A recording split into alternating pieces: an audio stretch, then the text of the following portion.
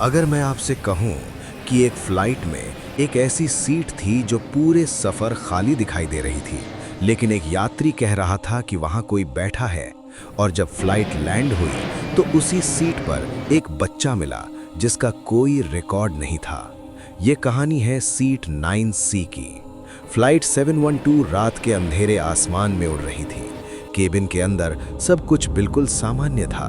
कुछ लोग सो रहे थे, कुछ चुपचाप बैठे थे। इंजन की आवाज एक अजीब सी शांति पैदा कर रही थी।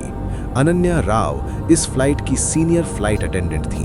वो रोज की तरह सीट बेल्ट और केबिन चेक कर रही थी। उनके लिए ये एक आम फ्लाइट थी। तभी सीट 9B से एक आवाज आई, मैडम प्लीज मेरी बात सुनिए। अनन्या रुकी। उन्होंने उस आदमी को देखा। उसका नाम था राघव मेहता।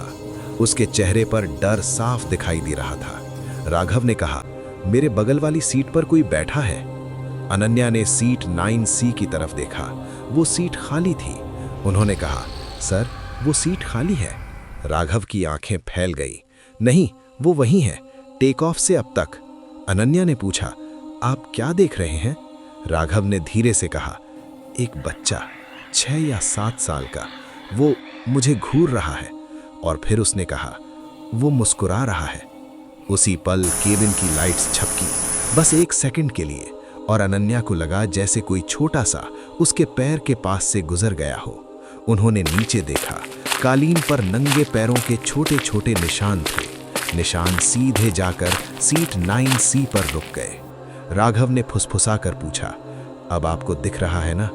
यात्री सूची दोबारा चेक की गई। सीट 9C पर कोई बच्चा नहीं, कोई रिकॉर्ड नहीं। लेकिन राघव अब और ज्यादा डर गया था। वो हिला नहीं। उसकी नजर लगातार सीट 9C पर थी। कुछ देर बाद उसने कहा, वो मुझसे बात करता है। वो पूछता है, कोई मुझे याद क्यों नहीं करता? अब अनन्या को भी कुछ अजीब महसूस होने लगा था। उसे हल्की सी बच्चे की हमिंग सुनाई दी। सीट 9C के पास एक अजीब सी गंध थी, जैसे गीला लोहा और बारिश। अब ये सिर्फ डर नहीं था, कुछ और था। जैसे ही फ्लाइट लैंड करने वाली थी और पहिए रनवे से टकराए, राघव अचानक चीख पड़ा, वो सो गया है। अनन्या ने सीट 9C की तरफ देखा।